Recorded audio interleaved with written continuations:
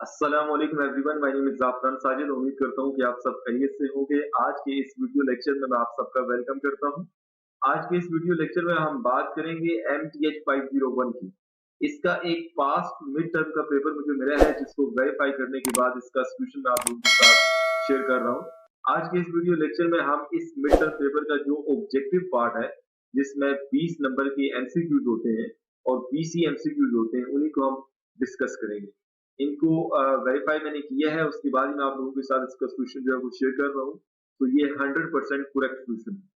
तो इस वीडियो में हम इस मिड टर्म पेपर का ऑब्जेक्टिव पार्ट डिस्कस करेंगे और जो मेरी नेक्स्ट वीडियो होगी उसमें हम इसी मिड टर्म पेपर का जो सब्जेक्टिव पार्ट है जिसमें कुछ शार्ट क्वेश्चंस हैं उसको हम बाकायदा तौर पे सॉल्व करके आप लोगों के साथ शेयर करेंगे। तो स्टार्ट करते हैं इस वीडियो को। इस वीडियो को स्टार्ट करने से पहले मेरी सब ऑडियंस से रिक्वेस्ट है कि अगर आप लोग इस चैनल पर नए हैं तो काइंडली इसको लाइक, सब्सक्राइब और ज्यादा से ज्यादा शेयर करें। ओके, क्वेश्चन नंबर 1 है हमारे पास। Which of the following is the simplified form of. ये हमारे पास दो मैट्रिक्स जो है एक -1 जो मल्टीप्लाई हो रहा है और उसके बाद दो मैट्रिक्स जो है वो ऐड हो रहे हैं। तो इनकी जो सिंप्लीफाइड फॉर्म है सबसे पहले हम इनको सॉल्व कर लेते हैं। इस -1 को आप अंदर वाले मैट्रिक्स से मल्टीप्लाई करें तो माइनस माइनस प्लस हो जाएगा, ये +1 हो जाएगा और ये -2 हो जाएगा। प्लस दूसरा जो मैट्रिक्स है उसको मैं वैसे ही लिखता हूँ 2 3। अब दो मैट्रिक्स को आपने ऐड करना है, बीच में एडिशन का साइन है। तो दो मैट्रिक्स को जब आप ऐड करते हैं तो जो करस्पॉन्डिंग एंट्रीज होती हैं उनको आप ऐड करते हैं। 1 को 2 में ऐड करें तो आंसर 3 आएगा। सिमिलरली -2 को 3 में ऐड करें तो आंसर +1 आएगा। तो आप अपने गिवन ऑप्शन में से देख लें कि कौन सा ऑप्शन जो है वो करेक्ट वन है। पहला तो नहीं हो सकता, दूसरा भी नहीं है। जो ऑप्शन नंबर सी है हमारे पास, तो जरा देख लें आप। ये ऑप्शन नंबर सी है, ये करेक्ट ऑप्शन है। होप सो कि आपको इस एमसीक्यूज की समझ आ गई है। अब जरा हम नेक्स्ट वाले पे मूव करते हैं। क्वेश्चन नंबर 2 है हमारे पास। The solution of ax is equal to b exists if and only if b can be written as a linear combination of dash of a। इसमें ऑप्शन नंबर ए जो है वो correct option है। ये basically एक result की statement है। थोड़ी देर में मैं आपको रिजल्ट भी दिखा देता हूँ। तो इसका जो करेक्ट ऑप्शन है वो कॉलम्स ऑफ ए है। ठीक है, ax is equal to b जो है ना उसका सॉल्यूशन एग्जिस्ट करता है अगर ये जो राइट हैंड साइड पे b लिखा हुआ है इसे हम linear combination of columns of A लिख सकें। तो आपके हैंड आउट्स में से मैंने इस पेज का जो है ना वो स्क्रीनशॉट लेके यहाँ पर पेस्ट किया हुआ है। जरा मैं आपको ये पढ़ के बता भी देता हूँ। एक्सिस्टेंस ऑफ सॉल्यूशन वाली स्टेटमेंट जरा मैं रीड आउट कर देता हूँ। The equation ax is equal to b has a solution if and only if b is a linear combination of columns of a। तो यही वाली स्टेटमेंट जो है वो आपके इस ऑब्जेक्टिव पार्ट में जो है ना ये एमसीक्यू बना हुआ है। क्वेश्चन नंबर 3 पे मूव करते हैं। If v1 v2 and v3 in इन Rm, ये जो तीन वेक्टर्स हैं ये Rm स्पेस से बिलोंग करते हैं, then which of the following is equivalent to this. तो यहाँ पर बेसिकली मेरे एमटीएच 501 के जो लेक्चर्स हैं उनके लिंक्स भी इस वीडियो के डिस्क्रिप्शन में आपको मिल जाएंगे। हमने जब लीनियर कॉम्बिनेशन से रिलेटेड लेक्चर नंबर 11 या 12 डिस्कस किया था, तो वहां पर हमने देखा था कि जो लीनियर कॉम्बिनेशन होता है उसे हम product of A matrix and vector भी लिख सकते हैं। तो यहाँ पर ये जो आपके पास दो वेक्टर्स मल्टीप्लाई हो रहे हैं, एक मैट्रिक्स और एक वेक्टर मल्टीप्लाई हो रहा है, ये बेसिकली लीनियर कॉम्बिनेशन का ही फॉर्म है। इसको जब आप मल्टीप्लाई करते हैं, दो मैट्रिक्स को कैसे मल्टीप्लाई करते हैं? देखिए ना, सबसे पहले तो आप ये देखते हैं कि क्या वो मैट्रिक्स मल्टीप्लिकेशन के लिए कंफर्टेबल है कि नहीं। तो देखिए ये पहले की कॉलम 3 कॉलम है और दूसरे के 3 रोज है। पहले की कॉलम और दूसरे के रोज अगर बराबर हो तो आप उनकी मल्टीप्लिकेशन परफॉर्म कर सकते हैं। तो यहाँ पर एक ही रो है, इस पहली रो को इस पहले कॉलम के साथ मल्टीप्लाई कर लें। पहला एलिमेंट जो है पहले के साथ मल्टीप्लाई होगा तो यहाँ पे 2v1 आ जाएगा, बीच बीच में प्लस का साइन आएगा। दूसरा एलिमेंट जो है वो दूसरे एलिमेंट के साथ मल्टीप्लाई होगा तो यहाँ पर -7v2 आ जाएगा। और तीसरा एलिमेंट जो है वो इस तीसरे एलिमेंट के साथ मल्टीप्लाई होगा तो यहाँ पर 5v3 आ जाएगा। इसको जरा मैं थोड़ा सा सिंप्लीफाई कर लेता हूँ तो 2v1 -7v2 प्लस 5v3। तो ऑप्शन नंबर ए जो है वो करेक्ट ऑप्शन है। तो ये ऑप्शन नंबर ए में ऐसा ही कुछ लिखा हुआ है। होप सो कि आपको इस एमसीक्यू की भी अंडरस्टैंडिंग हो गई है। अब जरा हम क्वेश्चन नंबर 4 पे मूव करते हैं। क्वेश्चन नंबर 4 भी कुछ ऐसा ही है। If v1 is equal to 2, 2, 2, v2 is equal to 0, 0, 3 and v3 is equal to 0, 1, 1 span R3। वो कह रहा है कि अगर ये जो V1, V2, V3 है ये R3 को स्पैन करे, इसका मतलब क्या है? अगर कोई वेक्टर जो है वो सेट ऑफ वेक्टर जो है वो किसी स्पेस को स्पैन करता है तो इसका मतलब है कि उन वेक्टर से हम उस पूरी स्पेस को जनरेट कर सकते हैं। ओके, तो स्पैनिंग सेट वाला भी टॉपिक मैंने कराया हुआ है आपको। ये V1, V2, V3 जो है ना R3 को स्पैन करते हैं, इसका मतलब क्या है कि इन वेक्टर से हम पूरी R3 को जनरेट कर सकते हैं। Okay, then which of the following is true for any arbitrary, ये हमने कोई एक पॉइंट दिया है जो कि R3 से बिलोंग करता है। ठीक है, इस पॉइंट के 3 कोऑर्डिनेट्स हैं B1, B2, B3 जो कि R3 से बिलोंग करता है। ठीक है, तो ये जो पॉइंट्स हमने लिया है B, इसके लिए कौन सी स्टेटमेंट ट्रू होगी? जरा ऑप्शन नंबर बी देखें आप, क्योंकि हमने कहा था ना कि ये जो V1, V2, V3 है ये R3 को स्पैन करता है, तो R3 का हर पॉइंट जो है वो हम इन वेक्टर्स के लीनियर कॉम्बिनेशन के तौर पे हम लिख सकते हैं। तो यहाँ पर मैं इसको लिख सकता हूँ B इज इक्वल टू, ठीक है, इसको मैं लिख सकता हूँ C1 B1 plus C2 V2 plus C3 V3। मतलब उसने कहा था ना कि ये जो V1, V2, V3 है ये R3 को स्पैन करता है, तो बेसिकली हम ये C1, C2, C3 कांस्टेंट लेके और इन वेक्टर्स के साथ मल्टीप्लाई करके, मतलब इन कांस्टेंट और इन वेक्टर्स का लीनियर कॉम्बिनेशन जो है वो हम बना सकते हैं for every point of R3। तो यहाँ पर जो ऑप्शन नंबर बी है जरा उसको देख लें। ऑप्शन नंबर बी में देखिए लेफ्ट साइड पे यहाँ पे उसने बी की वैल्यू पुट कर दी है B1, B2, B3। Right side पे यहाँ पर उसने जो कांस्टेंट यूज किए हैं वो K1, K2, K3 यूज किए हैं। आप इनकी जगह C1, C2, C3 भी यूज कर सकते हैं, ये आपकी मर्जी है। बेसिकली ये कांस्टेंट है, ये स्केलर्स है। तो ऑप्शन नंबर बी जो है वो करेक्ट है। अगर ये तीन वेक्टर्स जो है वो R3 को स्पैन करते हैं तो R3 का हर पॉइंट जो है वो इन वेक्टर्स के लीनियर कॉम्बिनेशन के तौर पे हम लिख सकते हैं। तो ऑप्शन नंबर जो बी है वो करेक्ट ऑप्शन है। यहाँ पर उसने V1, V2, V3 की वैल्यू पुट कर दी है, देखिए यहाँ पर ये वैल्यू पुट की हुई है उसने, और यहाँ पर C1, C2, C3 जो कांस्टेंट है उसकी जगह उसने K1, K2, K3 को यूज किया है। आप बेशक C1, C2, C3 को यूज कर लें, इट्स ओके। ओके, और लेफ्ट साइड पे उसने बी जो पॉइंट हमने लिया है ये वाला, इसकी वैल्यू पुट कर दी। ओके, उम्मीद करता हूँ कि आपको इस एमसीक्यू की अंडरस्टैंडिंग हो गई है। अब जरा हम क्वेश्चन नंबर 5 पे मूव करते हैं। क्वेश्चन नंबर 5 क्या है? If a homogeneous system AX is equal to 0 has a trivial solution, then which of the following is are the values of the vector x? अगर वो कहता है कि ये जो homogeneous x is equal to 0 है इसका ट्रिवियल सॉल्यूशन हो, तो नीचे चार जो ऑप्शंस दिए हुए हैं उसमें से कौन सी वैल्यू जो है वो x की वैल्यू हो, x वेक्टर की वैल्यू हो। ठीक है, अब x वेक्टर जो है ना वो डिपेंड करता है कि हमारे पास जो सिस्टम है उसमें कितने अननोन्स है। ठीक है, लेट्स सपोज हमारे पास ये कुछ सिस्टम है, x1 minus 2x2 plus 3x3 equal to 0। ये होमोजीनियस सिस्टम है, यहाँ पे मेंशन कर रहा हूँ 2x1 plus 0x2 minus 3x3 equal to 0। उसके बाद 0x1 minus x2 minus x3 equal to 0। तो यहाँ पर हमारे पास x वेक्टर, इसको जब आप ax is equal to b form में लिखेंगे तो ax is equal to b form में लिखेंगे तो जो b वेक्टर होगा वो तो 0 0 होगा, राइट साइड पे 0 0 आप देख सकते हैं। जो x वेक्टर होगा बेसिकली उसमें तीन अननोन आएंगे, x1, x2 एंड x3। वो कह रहे हैं कि अगर आपके पास ax इज इक्वल टू 0 का हो, ट्रिवियल सॉल्यूशन हो, तो उस केस में x वेक्टर की वैल्यू क्या होगी? तो ऑप्शन नंबर बी जो है वो करेक्ट ऑप्शन है। ट्रिवियल सॉल्यूशन का मतलब ये है कि जितने भी आप हमारे पास अननोन की वैल्यू होगी वो 0 होगी। ठीक है, इसका मतलब है ये trivial solution. Okay, non trivial solution का मतलब होता है कि नॉन जीरो वैल्यू होती है। ठीक है, कम से कम एक नॉन जीरो वैल्यू होती है। उम्मीद करता हूँ कि आपको ये क्वेश्चन भी अंडरस्टैंड हो गया है। अब जरा हम क्वेश्चन नंबर 6 पे मूव करते हैं। If V1 is equal to 2, 1, V2 is equal to 3, 4 and V3 is equal to 7, 8, then which of the following is true? अच्छा, हमारे पास जो वेक्टर्स गिवन होते हैं वो या तो लीनियरली डिपेंडेंट होते हैं या लीनियरली इंडिपेंडेंट होते हैं। ये हमें कैसे पता चलेगा कि ये वो लीनियरली डिपेंडेंट है या इंडिपेंडेंट है?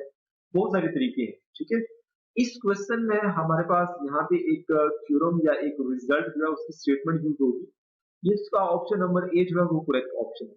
अब यहाँ पर ऑप्शन नंबर ए क्यों करेक्ट ऑप्शन है, मतलब ये वेक्टर्स लीनियरली डिपेंडेंट क्यों है, जरा मैं आपको वो इसका स्क्रीनशॉट दिखा देता हूँ। यहाँ पर ये वाला थ्योरम है, ये जो मैंने हाईलाइट किया हुआ है, if a set contains more vectors then there are increase in each vector। वो कह रहा है कि अगर किसी सेट में ज्यादा वेक्टर हों और किससे ज्यादा वेक्टर हों, हर वेक्टर के अंदर जो एंट्री है उससे ज्यादा हो, then the set of is linearly dependent. Okay, तो यहाँ पर मैं आपको दिखा देता हूँ, हमारे पास यहाँ पे 3 वेक्टर्स हैं v1 v2 v3 और हर वेक्टर में देखें जो ना 2 एंट्री है, मतलब जो नंबर ऑफ वेक्टर्स हैं इस सेट के अंदर वो ज्यादा है number of entries in each vector. लेकिन पहले में 2 एंट्रीज हैं जो कि कम है, दूसरे में भी 2 एंट्रीज हैं जो कि सेट ऑफ वेक्टर्स से कम है और तीसरे में भी 2 एंट्रीज हैं जो कि number of vectors in this set वो भी कम है। ठीक है, देखिए 3 वेक्टर्स हैं और 2 एंट्रीज हैं। इस वजह से हमारे पास ये जो वेक्टर्स का सेट होगा इसको हम डायरेक्ट कह सकते हैं कि ये लीनियरली डिपेंडेंट होगा। होप सो कि आपको इस क्वेश्चन की अंडरस्टैंडिंग होगी है। अब जरा हम क्वेश्चन नंबर 7 पे मूव करते हैं। If A be the standard matrix of linear transformation, linear transformation है जो कि Rn से Rn स्पेस पर है, ठीक है, और वो कह रहा है कि ये जो A है ये स्टैंडर्ड मैट्रिक्स है इस लीनियर ट्रांसफॉर्मेशन का, then which of the following is true for mapping from Rn onto Rn। ठीक है, तो इनमें से कौन सा करेक्ट ऑप्शन होगा मैं आपको दिखा देता हूँ। ऑप्शन नंबर जो बी है, the columns of A when span Rn, ये करेक्ट ऑप्शन होगा। ठीक है, क्यों करेक्ट ऑप्शन होगा जरा मैं आपको यहाँ से दिखा भी देता हूँ, ये आपके हैंडआउट्स में से मैंने यहाँ पे स्क्रीनशॉट में पेस्ट किया हुआ है ताकि आपको अंडरस्टैंड भी हो जाए कि क्वेश्चन कहाँ से बने। तो यहाँ पर थ्योरम है, let T be a transformation from Rn to Rn, ठीक है, जो कि एक लीनियर ट्रांसफॉर्मेशन है, and let A be the standard matrix for T, then ये पहला जरा स्टेटमेंट इसको पढ़ लें, P maps Rn onto Rn if and only if columns of A span Rn। तो यहाँ पर columns of A span Rn, ठीक है, onto के केस में columns of A जो है ना वो Rn को span करते हैं। तो यहाँ पर मैं ऑप्शन आपको दिखा देता हूँ, ऑप्शन नंबर जो बी है वो करेक्ट ऑप्शन है, तो columns of A span Rn। यहाँ पर onto वाला केस है, इसको आपने ध्यान में रखना है। Then which of the following is true for mapping from Rn onto Rn। Okay, उम्मीद करता हूं कि आपको इस क्वेश्चन की भी अंडरस्टैंडिंग होगी है। अब जरा हम क्वेश्चन नंबर 8 पे मूव करते हैं। Since every linear transformation P Rn to Rn is actually a matrix transformation, then which of the following is alternate notation for transformation? क्योंकि कोई भी जो लीनियर ट्रांसफॉर्मेशन होती है वो मैट्रिक्स ट्रांसफॉर्मेशन भी उसको हम कह सकते हैं। ये मैंने लेक्चर्स में मैंने बकायदा आपको समझाया हुआ है। जो लीनियर ट्रांसफॉर्मेशन वाला लेक्चर है जरा उसको आप देख लीजिएगा, आपको इस वीडियो के डिस्क्रिप्शन में उस सारे लिंक्स के जो लेक्चर्स मैंने रिकॉर्ड करके अपने चैनल पे शेयर किए हुए हैं उनके जो है ना वो लिंक्स आपको मिल जाएंगे, आप फिर उनको ओपन करके देखें। वो कह रहा है कि ये जो लीनियर ट्रांसफॉर्मेशन होती है, क्योंकि ये एक्चुअली एक मैट्रिक्स ट्रांसफॉर्मेशन होती है, तो यहाँ पर जो नीचे दी नोटेशंस हैं इसमें से कौन सी नोटेशन जो है वो हम ट्रांसफॉर्मेशन के लिए यूज कर सकते हैं।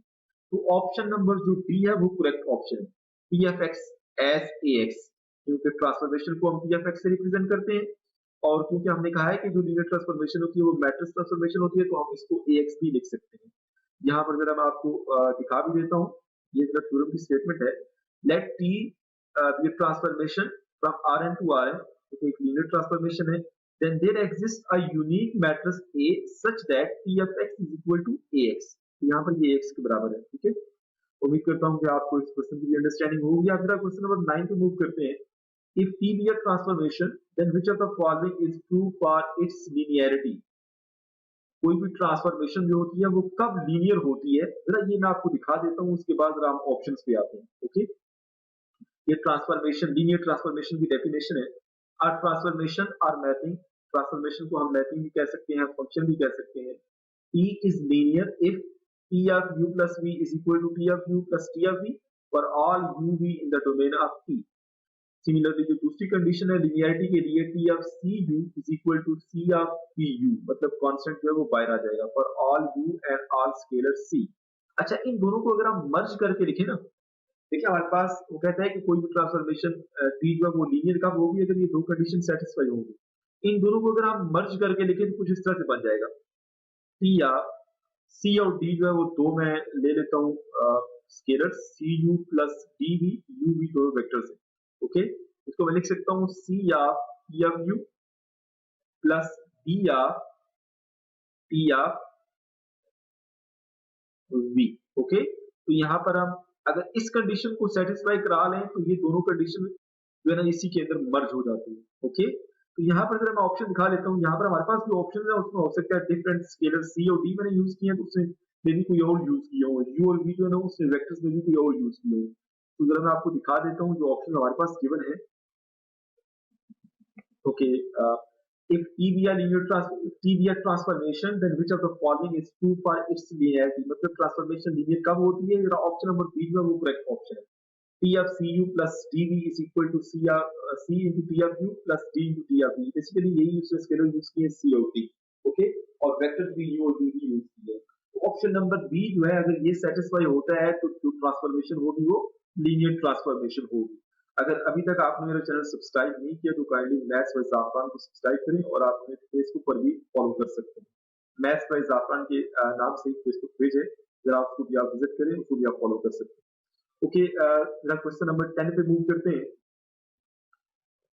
Which of the following is the most appropriate operations for the linear transformation? वो कहते हैं कि लीनियर ट्रांसफॉर्मेशन के लिए मोस्ट एप्रोप्रिएट ऑपरेशन क्या है। एक तो ये है कि वेक्टर एडिशन और दूसरा स्केलर मल्टीप्लिकेशन। ये बेसिकली लीनियर ट्रांसफॉर्मेशन के लिए बहुत जरूरी होते हैं, ठीक है, दोनों ऑपरेशंस। यहाँ पर ऑप्शन नंबर जो बी है वो करेक्ट ऑप्शन है।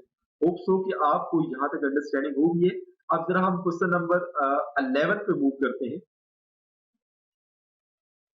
Question number 11 is if A is equal to this matrix and B is equal to this matrix। यहाँ पर थोड़ा सा ऊपर करके लिखा है, आपने कंफ्यूज नहीं होना।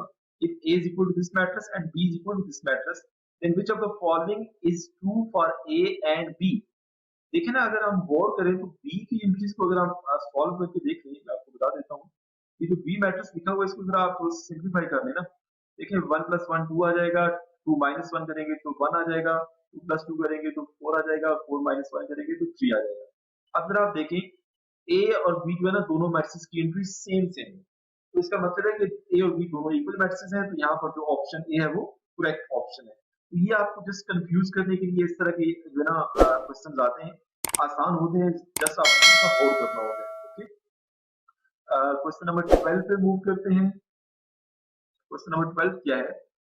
Which of the following is true for matrix? ये आपके पास मैट्रिक्स है, ठीक है, आपने बताना है कि ये कौन सा मैट्रिक्स है। अगर आपको मैट्रिक्स की जो टाइप्स और उनकी डेफिनेशन आती होगी तभी आप ये क्वेश्चन सॉल्व कर सकेंगे।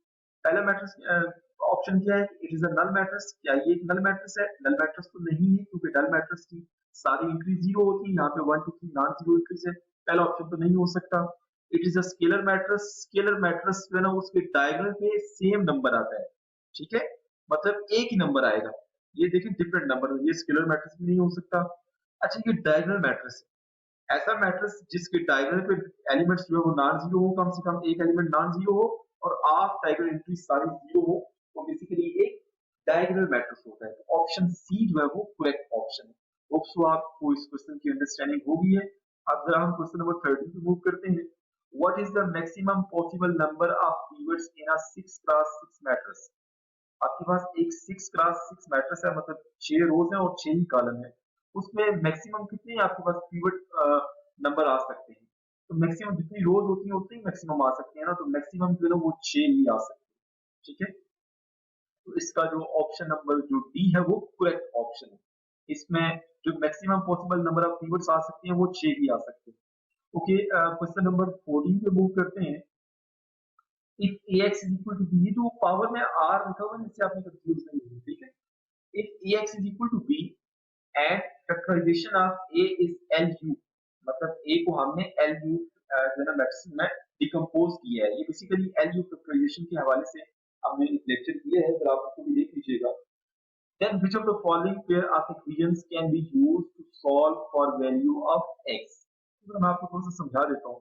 LU जो डिकम्पोजिशन या LU फैक्टराइजेशन होती है उसमें हम क्या करते हैं कि जो गिवन सिस्टम ऑफ इक्वेशंस होती हैं जिनको हमने ax b फॉर्म में लिखा होता है, ठीक है, आपने करना ये होता है कि ये जो a होता है ना, a मैट्रिक्स कोएफिशिएंट मैट्रिक्स, इसको आपने रिड्यूस करना होता है product of lower and upper triangular matrix, ठीक है। ये आपने LU फैक्टराइजेशन में गिवन सिस्टम को इस तरह से सॉल्व करना होगा। अच्छा, अब आपने यहाँ पर एक जगह पे LU पुट कर देना है, तो मैं यहाँ पर एक जगह पे LU पुट कर देता हूँ, LUX is equal to B.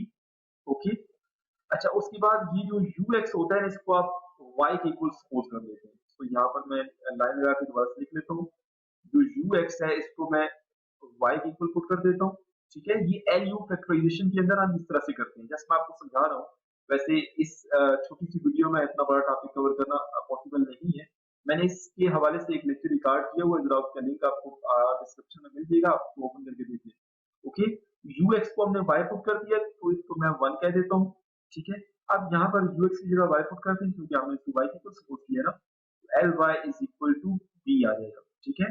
तो बेसिकली इन दो इक्वेशंस को यूज करके हम x वेक्टर जो है ना वो फाइंड कर सकते हैं। ओके, ओके, यहाँ पर जो ऑप्शन नंबर ए है वो करेक्ट ऑप्शन है, आप देख सकते हैं। ux is equal to y, ux is equal to y and ly is equal to b, ly is equal to b। Okay, ये यहाँ पे l है, जरा इसको मैं ओके, ये ly is equal to b आ जाएगा। ओके, तो इन दोनों को यूज करके हम इस x वेक्टर की जो है वो वैल्यूज फाइंड कर सकते हैं LU फैक्टराइजेशन के अंदर। ऑप्शन नंबर जो ए है वो करेक्ट ऑप्शन है। होप सो आपको इस क्वेश्चन की भी अंडरस्टैंडिंग होगी है। अब जरा हम क्वेश्चन नंबर 15 पे मूव करते हैं। If a system of equation is solved using the Gauss-Seidel method, Gauss-Seidel and Jacobi method ये दोनों iterative methods हैं for solving system of linear equations। इसको भी मैंने लेक्चर्स में कवर किया हुआ है, अगर आप लेक्चर्स को देखें। वो कहते हैं कि अगर आपके पास जो सिस्टम ऑफ इक्वेशंस है उसको हम Gauss-Seidel मेथड के जरिए सॉल्व करते हैं, then which of the following is not true about the matrix M that is derived from the coefficient matrix। Okay, तो यहाँ पर कुछ स्टेटमेंट्स लिखी हैं और आपने बताना है कि M मैट्रिक्स यानी जो कि हम कोएफिशिएंट मैट्रिक्स से डिराइव करते हैं इन गॉस सीडल मेथड, उसके लिए कौन सी स्टेटमेंट ट्रू नहीं है। All of its entries below the diagonal must be zero, all of its entries above the diagonal must be zero, its determinant is non-zero, it's an invertible matrix। Okay, तो यहाँ पर सबसे पहले जरा मैं आपको आपके हैंडआउट्स में से ये स्क्रीनशॉट मैंने लिया हुआ, इसको देख लेते हैं। ये आपके पास गिवन सिस्टम के अंदर, ठीक है, ये कोएफिशिएंट मैट्रिक्स है। इसको जब हम m में रिड्यूस करेंगे, मतलब इसमें से जब हम m की वैल्यू फाइंड करेंगे तो m कैसे आएगा, since matrix m is constructed by. अब m को हम कैसे कंस्ट्रक्ट करते हैं जरा देखिएगा। पहला क्या है, taking the values along the diagonal and below the diagonal of coefficient matrix A। Diagonal के ऊपर और डायगोनल के नीचे आपने एलिमेंट्स लेने, ठीक है ना। Putting the zeros above the diagonal at upper triangular position, ये बेसिकली उसने m जो है ना यहाँ पे कंस्ट्रक्ट किया हुआ है। जो ऊपर वाली साइड पे एलिमेंट्स होते हैं वो जीरो होते हैं। दूसरा, अब मैं ऑप्शन दिखा देता हूँ। चार ऑप्शन से all of its entries below the diagonal must be zero, ये ऑप्शन तो नहीं हो सकता क्योंकि जो m मैट्रिक्स हमने कोएफिशिएंट मैट्रिक्स बनाया है उसके डायगोनल के ऊपर जीरो एलिमेंट्स रखे थे, हमने नीचे तो नहीं रखे थे ना। तो यहाँ पर all of its entries below the diagonal must be zero, ये तो ऑप्शन नहीं हो सकता। all of its entries above the diagonal must be zero, of course हमने डायगोनल के ऊपर जो एंट्रीज है ना उनको जीरो रखा था ना एम मैट्रिक्स के अंदर। ऑप्शन बी जो है वो करेक्ट ऑप्शन होगा। सॉरी, हमने तो करेक्ट नहीं बताना ना, हमने तो वो बताना है जो गलत है, ऐसा ही हमने वो बताना है जो गलत। क्वेश्चन की स्टेटमेंट दोबारा पढ़ता हूँ। If a system of equations is solved using the Gauss Seidel method, then which of the following is not true about M matrix. तो कौन सा ट्रू नहीं है, ऑप्शन ए ट्रू नहीं है।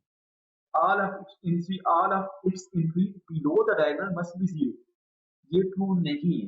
बाकी जो है वो तीनों ट्रू है, क्योंकि जब आपके पास एक मैट्रिक्स का डिटरमिनेंट नॉन जीरो आता है तो उसका इनवर्स भी तो एग्जिस्ट करता है, वो इन्वर्टिबल भी तो होता है। तो ये तीनों ऑप्शंस करेक्ट है। ऑप्शन ए जो है वो करेक्ट नहीं है अबाउट मैट्रिक्स एम। ओके, इस वजह से ऑप्शन ए जो है वो करेक्ट ऑप्शन है। होप सो आपको इस क्वेश्चन की अंडरस्टैंडिंग होगी है। अब जरा हम क्वेश्चन नंबर जो 16 है उसमें मूव करते हैं। If A is equal to this matrix is of order 3 plus 3, then which of the following is true for the matrix? ये जो मैट्रिक्स है इसका ऑर्डर 3 plus 3 है और इस मैट्रिक्स के हवाले से कौन सी स्टेटमेंट ट्रू है। नीचे हमारे पास चार ऑप्शंस दिए हुए हैं और चारों ऑप्शंस में डिटरमिनेंट का जिक्र है। तो जस्ट आप इसका डिटरमिनेंट फाइंड कर लें, क्योंकि एक 3 plus 3 मैट्रिक्स है तो इसका जब आप डिटरमिनेंट फाइंड करेंगे तो इसको आप सबसे पहले तो इस तरह इस फॉर्म में लिख लें 1 0 0 0 1 k एंड 0 0 1। ओके, इस फॉर्म में लिख लिया। उसके बाद आप जो पहली रो है उसके जरिए एक्सपेंशन कर लें। जब आप पहली रो के जरिए एक्सपेंशन करते हैं तो पहला एलिमेंट प्लस के साथ लेते हैं +1। अब ये 1 जिस रो में है और जिस कॉलम में है उसे आप डिलीट कर दें, बाकी जो भी एलिमेंट बचता है उसको आप यहाँ पे मेंशन कर दें। ठीक है, ये 1 ये जो 1 है पहली रो में और पहले कॉलम में से डिलीट किया तो ये वाले एलिमेंट्स बच के इसको हमने इस 2 + 2 डिटरमिनेंट मैट्रिक्स में लिख लिया। दूसरा एलिमेंट जो R1 तो उसको हम माइनस के साथ लेते हैं, -0 यहाँ पे कोई भी एलिमेंट आए उसके साथ 0 मल्टीप्लाई होगा तो आंसर 0 आ जाएगा। और R1 का जो आखिरी एलिमेंट है वो हमने प्लस के साथ लेना है, ये भी 0 है, यहाँ पे कोई भी एलिमेंट आए तो बाय 0 है तो आंसर 0 ही आ जाएगा। इसको वजह से मैंने यहाँ पे ट्रिक्स लिखी नहीं है। तो जस्ट आपने इस पहले वाले को सॉल्व करना है, तो इस 2 + 2 ऑर्डर का जो डिटरमिनेंट होता है हमें पता है कैसे फाइंड करते हैं। इनको आपस में मल्टीप्लाई करें और इनको आपस में मल्टीप्लाई करें, बीच में माइनस का साइन आ जाएगा। ओके, तो इसका जो आंसर आता है वो 1 आता है, मतलब इस मैट्रिक्स का जो डिटरमिनेंट है वो 1 के इक्वल है। ऑप्शन ए जो है वो करेक्ट ऑप्शन है। होप तो आपको इस क्वेश्चन की अंडरस्टैंडिंग होगी। अब जरा हम क्वेश्चन नंबर 17 पे मूव करते हैं। क्वेश्चन नंबर 17 में भी आपके पास एक मैट्रिक्स गिवन है, then which of the following is true for A. तो आपने इसका डिटरमिनेंट बताना है। इसको भी आप R1 के जरिए एक्सपेंड करें तो इसका डिटरमिनेंट -1 के बराबर आता है। तो ऑप्शन नंबर बी जो करेक्ट ऑप्शन है। इसको जरा आप एक्सपेंड कर दीजिएगा तो आपको 3 + 3 और 2 + 2 ऑर्डर का जो मैट्रिक्स होते हैं उनका डिटरमिनेंट फाइंड करना आना चाहिए। ठीक है, आपसे ये पूछा जा सकता है क्योंकि रूल यही है कि आपके पेपर में ये वाले क्वेश्चन आए, कोई और मैट्रिक्स भी गिवन होंगे और आपसे कहा जाएगा आप इसका डिटरमिनेंट फाइंड करें, तो ये आपको टेक्निक आनी चाहिए। ओके, क्वेश्चन नंबर 18 पे मूव करते हैं। If A is equal to this matrix, then which of the following is the value of determinant of A? तो यहाँ पर उसने determinant of A की वैल्यू उससे पूछ ली है। तो यहाँ पर आप कॉलम नंबर 1 के जरिए इसको एक्सपेंड कर लें। एक्सपेंड करेंगे तो आपके पास आंसर 24 ही आएगा। तो 3 × 3 ऑर्डर का जो डिटरमिनेंट मैट्रिक्स होता है उसको आप डायरेक्ट सॉल्व नहीं कर सकते। उसको सबसे पहले आपने 2 + 2 में रिड्यूस करना होता है, तभी वो सॉल्व होगा। या आप उसको गॉस एलिमिनेशन से सॉल्व कर लें। ठीक है, गॉस एलिमिनेशन से सॉल्व करेंगे तो आपके पास सबसे पहले आपने गिवन मैट्रिक्स को अपर ट्रायंगुलर फॉर्म में कन्वर्ट करना होता है या एक्चुअल फॉर्म में कन्वर्ट करना होता है। उसके बाद जो उसके मेन डायगोनल के ऊपर एलिमेंट्स होते हैं उन्हीं को आपने मल्टीप्लाई करना होता है तो वो उसका डिटरमिनेंट आ जाता है। तो यहाँ पर हमारे पास जो मैट्रिक्स गिवन है ये लकीली हमारे पास ये एक अपर ट्रायंगुलर फॉर्म गिवन है। ठीक है, किसी मैट्रिक्स की अपर ट्रायंगुलर फॉर्म गिवन है। तो यहाँ अपर ट्रायंगुलर फॉर्म का मतलब है कि डायगोनल के नीचे जो आपके पास एंट्रीज हैं उनकी 0 0 एलिमेंट्स की ट्रायंगल बननी चाहिए। तो ये एक अपर ट्रायंगुलर मैट्रिक्स होता है। तो यहाँ पर ये एक अपर ट्रायंगुलर मैट्रिक्स है, इसके मेन डायगोनल के ऊपर जो एलिमेंट्स हैं उन्हीं को आपने मल्टीप्लाई करना है। ठीक है, तो इसका डिटरमिनेंट आ जाएगा। वैसे आप इसको एक्सपैंड करें R1 या C1 के जरिए तब भी आपके पास डिटरमिनेंट 24 ही आएगा। ऑप्शन नंबर जो सी है वो करेक्ट ऑप्शन है, आंसर जो है वो 24 ही आता है। होप सो आपको इस क्वेश्चन की अंडरस्टैंडिंग होगी है। उसके बाद वो क्या कह रहा है यहाँ पर क्वेश्चन नंबर 19 और क्वेश्चन नंबर 20 में डिटरमिनेंट्स की प्रॉपर्टी को यूज की है। Okay, if the determinant of matrix A, ये आपके पास मैट्रिक्स ए गिवन है, इसका डिटरमिनेंट -1 के बराबर है and the matrix B is obtained by adding 2 times of the second row in the first row of the matrix A, then which of the following is true. अच्छा, हमने एक property पढ़ी थी कि अगर किसी मैट्रिक्स का जो डिटरमिनेंट है, यहाँ पर जो मैट्रिक्स ए ऐसी को मैं ले लेता हूँ, इसका जो डिटरमिनेंट है वो -1 के इक्वल गिवन है यहाँ पर। ठीक है, अच्छा अब वो क्या कह रहा है कि इस मैट्रिक्स ए का जो हमारे पास सेकंड रो है ना, इसको मैं इसमें 2 ऐड करता हूँ। ठीक है, adding 2 times. Okay, second row को मैं 2 के साथ मल्टीप्लाई करता हूँ और फर्स्ट रो में ऐड कर लेता हूँ, तो वो जो मैट्रिक्स होगा वो मैट्रिक्स बी होगा। अब बी का डिटरमिनेंट क्या होगा, तो ये हमने प्रॉपर्टी पढ़ी थी कि अगर किसी मैट्रिक्स का डिटरमिनेंट जो है वो लेट्स सपोज के बराबर है। ठीक है, तो उस मैट्रिक्स की एक रो का मल्टीपल दूसरी रो में ऐड करेंगे तो जो नया मैट्रिक्स आएगा उसका डिटरमिनेंट भी के इक्वल ही आएगा। ठीक है, डिटरमिनेंट चेंज नहीं होगा। ये बेसिकली डिटरमिनेंट की प्रॉपर्टी है। तो इसका डिटरमिनेंट जो मैट्रिक्स बी है ना, इसका डिटरमिनेंट जो कि ए मैट्रिक्स की सेकंड रो को हमने 2 के साथ मल्टीप्लाई किया और फर्स्ट रो में ऐड किया तो बी मैट्रिक्स भी आया है ना, तो जो बी मैट्रिक्स है उसका डिटरमिनेंट भी वही होगा जो ए का डिटरमिनेंट है। It's determinant is -1। ओके, तो बी का डिटरमिनेंट जो है वो -1 के इक्वल ही आएगा। ऑप्शन नंबर ए जो है वो करेक्ट ऑप्शन है। मैं जरा अगेन से आपको बता देता हूँ, दो मैट्रिक्स, अगर एक मैट्रिक्स जो है वो उसकी एक रो का मल्टीपल दूसरी रो में ऐड करें तो जो पहले वाला मैट्रिक्स होगा और जो वो मल्टीपल ऐड करने के बाद जो मैट्रिक्स बनेगा दोनों के डिटरमिनेंट्स बराबर आएंगे। ठीक है, सिंपल लैंग्वेज में। क्योंकि होप सो आपको इस क्वेश्चन की अंडरस्टैंडिंग होगी। अब जरा हम क्वेश्चन नंबर 20 में मूव करते हैं। क्वेश्चन नंबर 20 में भी हमने डिटरमिनेंट की प्रॉपर्टी यूज की है। जरा प्रॉपर्टी को यहाँ पे मैं लिख देता हूँ। वो कहते हैं कि अगर किसी मैट्रिक्स की किसी एक रो को या किसी एक कॉलम को नॉन जीरो नंबर के साथ मल्टीप्लाई करें, ठीक है, तो के ए का जो डिटर्मिनेंट होगा that will be equal to K time A का डिटर्मिनेंट। ओके, तो यहाँ पर हम क्या कह रहे हैं, if the determinant of the matrix, ये आपके पास मैट्रिक्स ए है, इसका डिटर्मिनेंट 32 के इक्वल है, मतलब जो ए का डिटर्मिनेंट है वो कितना है, 32 के इक्वल है। And the matrix B is obtained by multiplying any row of A with the integer 4। ये जो B मैट्रिक्स है ये कैसे मिला हमें, अगर A की किसी रो को आप 4 के साथ मल्टीप्लाई करें तो B मैट्रिक्स मिल जाएगा। Okay, then which of the following is true, तो मतलब यहाँ पर K की जगह 4 पुट कर दें आप, ठीक है, तो 4 टाइम A का डिटर्मिनेंट हो जाएगा ना, A का डिटर्मिनेंट 32 है, तो इसको 4 से मल्टीप्लाई करें तो आंसर 128 आता है। ओके, तो इस वजह से यहाँ पर हमने इस प्रॉपर्टी को यूज किया है, तो हमारे पास इसका आंसर आ गया। होप तो आपको इस क्वेश्चन की अंडरस्टैंडिंग होगी है। तो इसका जो ऑप्शन सी है, इट्स डिटर्मिनेंट इज 128, ये ऑप्शन करेक्ट है, क्योंकि ये जो बी मैट्रिक्स है ये हमें कैसे मिला है, इस ए मैट्रिक्स की किसी एक रो को आप 4 के साथ मल्टीप्लाई कर रहे हैं तो बी मैट्रिक्स आपको मिल जाएगा। तो ए का डिटर्मिनेंट अगर 32 है, तो जब हमने ए की किसी एक रो को 4 के साथ मल्टीप्लाई किया तो उसका डिटर्मिनेंट कितना आएगा उस मैट्रिक्स का, 4 टाइम ए का डिटर्मिनेंट। तो ए के डिटर्मिनेंट को 4 से मल्टीप्लाई करें तो आंसर 128 आ जाएगा। ये आपके पास इसका ऑप्शन नंबर सी का वो करेक्ट ऑप्शन है।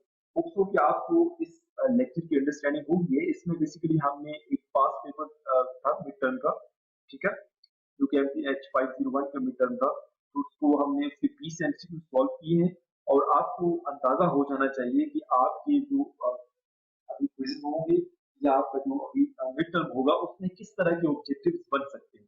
ओके, होप सो कि आपको ये लेक्चर पसंद आया। अगर आपको ये लेक्चर पसंद आया तो काइंडली इस वीडियो को लाइक करें, मेरे चैनल को सब्सक्राइब करें और उससे ज्यादा शेयर करें। Thank you so much.